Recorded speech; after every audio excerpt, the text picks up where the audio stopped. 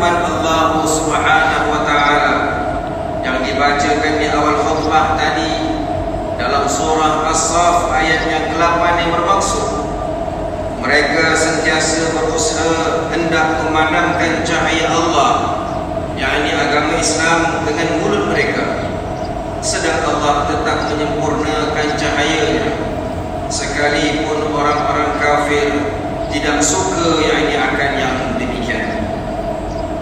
Ma'asyiral muslimin rahimakumullah, fahaman atau ajaran sesat ini boleh diartikan sebagai ajaran yang didukung oleh orang Islam atau bukan Islam dengan dakwaan bahawa ajaran tersebut adalah berlandaskan ajaran Islam.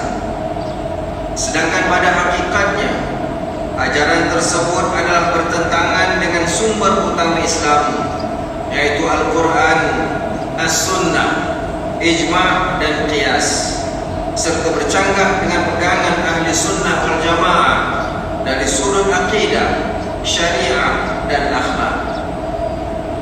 Antara fahaman yang sesat yang perlu dijauhi dan dihindari adalah fahaman Syiah. Berdasarkan Seksyen 48/6 Enakmen Pentadbiran Agama Islam Johor 2003, Jawatan Kuasa Fatwa Negeri Johor telah memutuskan bahawa fahaman atau ajaran Syiah adalah bercanggah dan menyeleweng daripada ajaran Islam yang sebenar menurut pandangan ahli sunnah wal jamaah.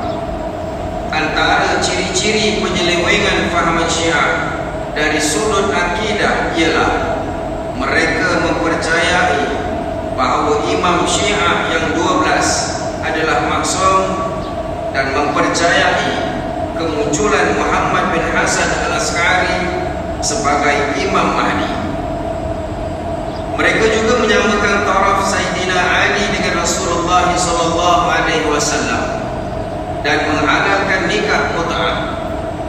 Golongan ini juga menganggap khalifah dan imamah adalah sebahagian dari rukun Islam.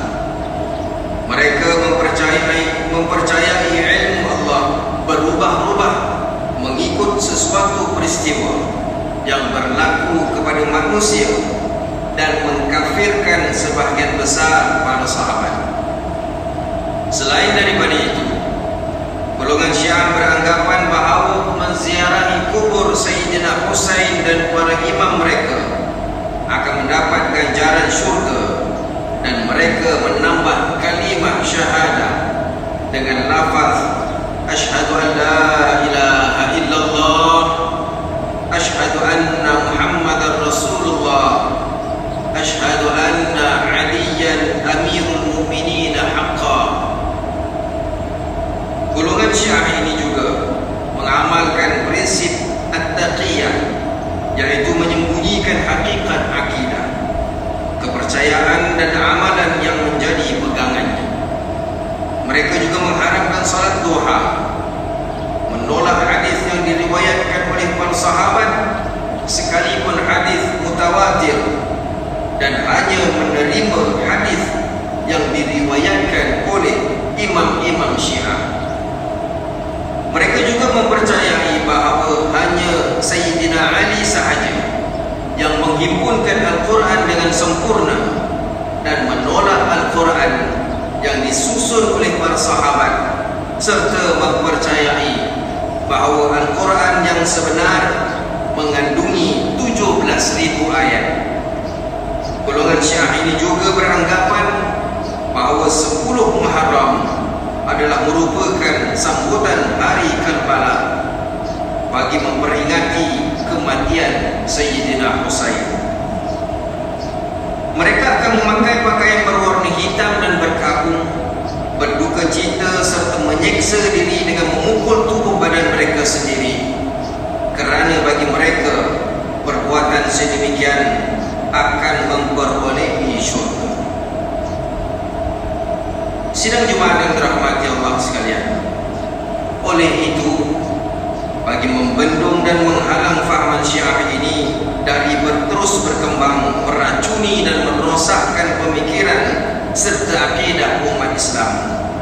Maka Jawatan Kuasa Fatwa Negeri Johor telah mengambil keputusan bahawa fahaman ini perlu dicegah keseluruhannya kerana ia boleh menjadi ancaman kepada keutuhan agama, perpaduan umat, perpaduan bangsa dan keamanan serta keselamatan negara. Mana-mana orang Islam, sama ada secara perseorangan atau berkumpulan, adalah dilarang untuk berpegang atau menjadi pengikut ajaran Syiah. Umat Islam juga dilarang mengajar, menganjur, mengadakan, membantu menjayakan apa-apa perayaan, sambutan kerakyat atau majlis yang boleh dikaitkan dengan fahaman Syiah. Sesiapa yang melakukan perkara tersebut adalah disifatkan mengamalkan ajaran, pegangan dan fahaman yang bercanggah dengan ajaran Islam dan boleh diambil tindakan berdasarkan peruntukan undang-undang yang berkuat kuasa di negeri Johor. Selain daripada itu, umat Islam perlu meningkatkan kefahaman dalam ilmu-ilmu berkaitan akidah, khususnya dalam memahami akidah yang berlandaskan pegangan ahli sunnah wal jamaah. Ini adalah kerana kesesatan itu boleh sahaja berlaku jika seseorang itu jahil, lalai dan tidak peduli dengan soal-soal yang berkaitan dengan agama, khususnya soal akidah.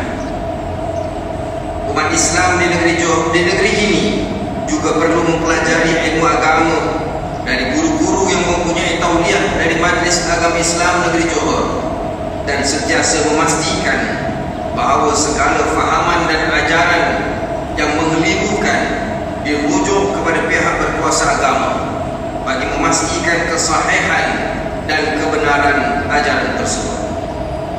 Ini adalah bertujuan supaya kita dapat membedakan yang mana benar dan yang mana palsu.